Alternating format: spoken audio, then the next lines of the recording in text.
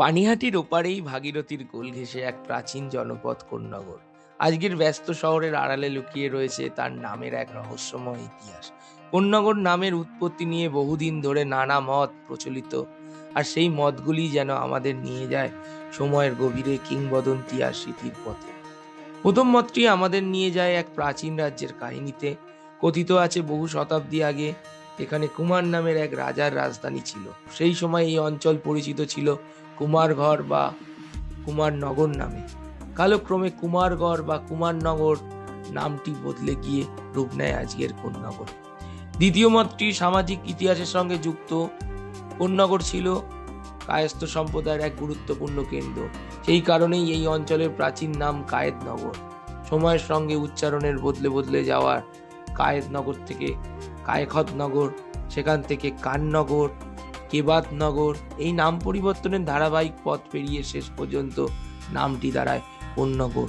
ভাষার স্বাভাবিক প্রবাহের নামেই এ বিবর্তন ঘটেছে বলে অনেক ঐতিহাসিকরাই মনে করেন। তৃতীয় মতটি সবচেয়ে রোমাঞ্চকর, কারণ এর সঙ্গে জড়িয়ে আছে ভাগীরথীর গতিপথ। একসময় ভাগীরথীর নদী প্রবাহ কোন্নগরের দক্ষিণাংশের কোণে বাঁক নিয়েছিল বলে প্রবেশ করত। কোন্নগরের দক্ষিণাংশে কোণের মতো বাঁক নিয়ে প্রবেশ করত।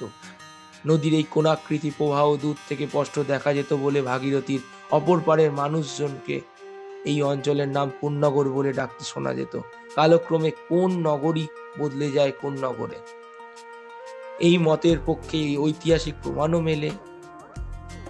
নাম নিয়ে অবশ্য ভিন্ন মত রয়েছে। ডক্টর সুকুমার সেন তার বাংলা গ্রাম নাম গ্রন্থে বলেছেন ডানকুনির জলার এক কোণে অবস্থিত বলে এই অঞ্চলের নাম কোন্নগর। তবে ডানকুনির মাঠ বহু অঞ্চল জুড়ে বিস্তৃত, সেখানে আজও অনেক গ্রাম কোণায় অবস্থিত। তবু শুধু এই অঞ্চল কেন কোন্নগর নামে পরিচিত হবে তার স্পষ্ট ব্যাখ্যা না থাকায় এই মত সকলের কাছেই গ্রহণযোগ্য হয়নি। এইভাবেই কিংবদন্তি ইতিহাস আর নদীর স্রোত মিলেমিশে গড়ে উঠেছে কোন্নগর নামের গল্প, যা শুধু একটি নাম নয়, বরং শতাব্দী পেরোনো এক জীবন্ত